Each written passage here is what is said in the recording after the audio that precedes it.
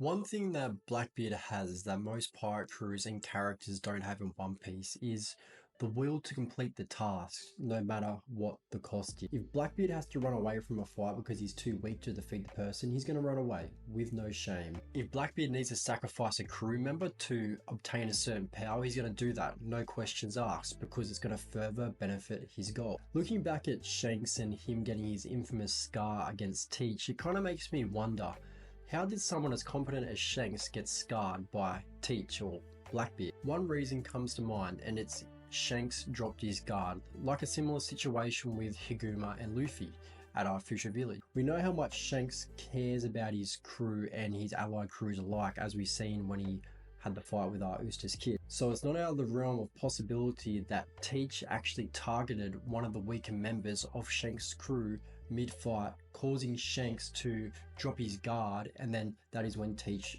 struck and gave him his infamous scar. And this also ties back to why Shanks was warning Whitebeard about Teach, and because Shanks knows how dirty he is and he fights dirty, and Teach growing up on Whitebeard's crew, he would have seen how much Pops valued his crew or his family, and if something was to happen to them, he would drop his guard. And we've seen this in Marineford when Ace was just punched straight through the chest by Akainu.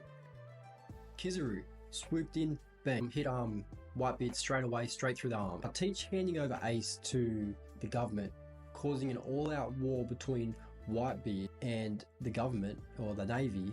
This was Teach's plan all along, because this was his perfect time to strike and take Whitebeard down and steal his devil fruit. So let's put it into perspective. If Luffy is fighting Teach and there's a massive battle going on and they're mid-fight and Teach goes straight for Nami, just mid-fight, just stops fighting Luffy, he just zips away, grabs Nami by the throat, and he's holding her there. What does Luffy do? He's going to go try and protect her straight away. And this is where Teach can use these kinds of things as leverage against people to ultimately defeat them. If one of Blackbeard's crew was attacked randomly mid-fight while Teach is fighting, do you think he's going to drop everything to go save that crew member? No, he's not going to care. He's going to do anything and everything that only benefits himself. And now that we know that Shanks' allied crews are hanging out around Elbaf, what if Blackbeard pulls up and he just destroys them in front of Shanks? And we've seen how protective Shanks got when Kid was about to destroy his whole allied crews. So this would be a perfect opportunity for Blackbeard to strike and take down Shanks, but that's all speculation at this point, but we'll have to wait and see. Because Teach could easily use this as leverage against Shanks, and what's Shanks going to do? If Blackbeard just pulls up, obliterates his whole allied crews, Shanks is going to be trying to protect them, and this is the perfect time for Teach to strike. And I think half the reason as to why Blackbeard actually struggles against some opponents like Akainu or Kaido or even the Seraphim is because he has nothing to leverage against them. Like, you go grab a random marine in front of Akainu, he's not going to care.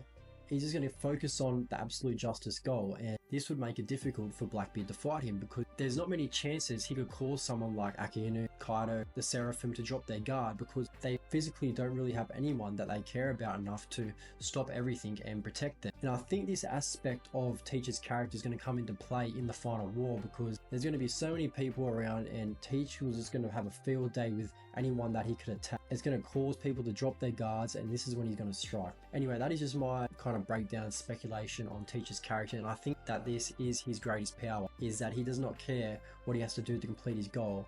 He will do it. But anyway guys, thanks for watching. Thought I'd switch up a bit, jump on camera.